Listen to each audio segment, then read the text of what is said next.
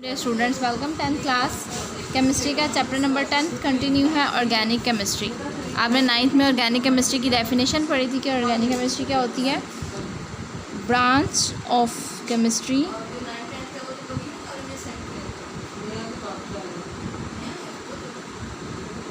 Deals with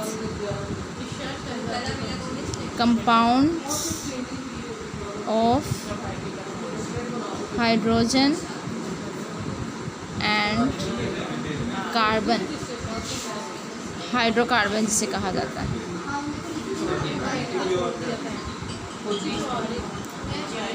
and there derivatives, इसकी जो study होती है उसे क्या कहते हैं, ऑर्गेनिक केमिस्ट्री। ऐसे कंपाउंड जो हाइड्रोजन और कार्बन से मिलके बने हों, ठीक है, इसीलिए इन्हें कहा जाता है हाइड्रोकार्बन्स।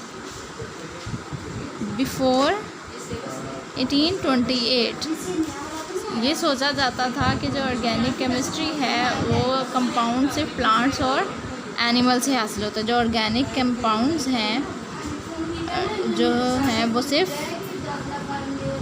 प्लांट्स और एनिमल से हासिल किए जा सकते हैं। एक साइंटिस्ट थे लेवोइजर ने क्या कहा था,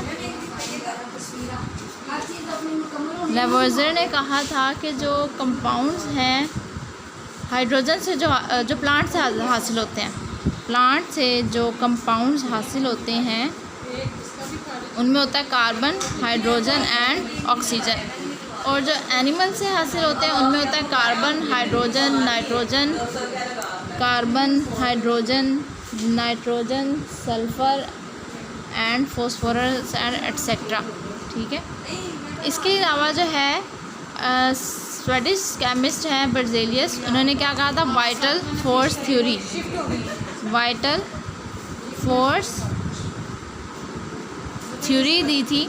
इसके अकॉर्डिंग क्या था, there is something mysterious force, there is mysterious force responsible for synthesis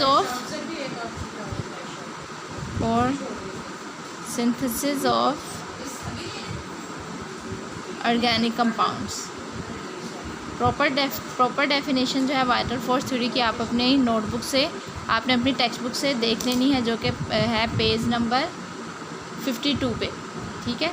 लेकिन ये जो थ्योरी है इसको एक साइंटिस्ट आए, उनका नाम था फ्रेडरिक वॉलर, ठीक है। उसने क्या किया, वाइटल फोर्स थ्योरी को रिजेक्ट कर दिया। वो हम इंशाल्लाह नेक्स्ट लेक्चर में पढ़ेंगे, क्योंकि जो है उसने ऑर्गेनिक कंपाउंड को लैब में सिंथेसाइज कर लिया था, जबकि जो बर्ज़ेलियस है उसके अकॉर्डिंग क्या था कि इन कंपाउंड्स को लेबॉर्ट्री में तैयार नहीं कर सकते, ये सिर्फ लिविंग ऑर्गेनिज्म में ही प्रिपेयर हो सकते हैं, ठीक है। वो हम इंशाल्लाह नेक्स्ट लेक्चर में पढ़ेंगे।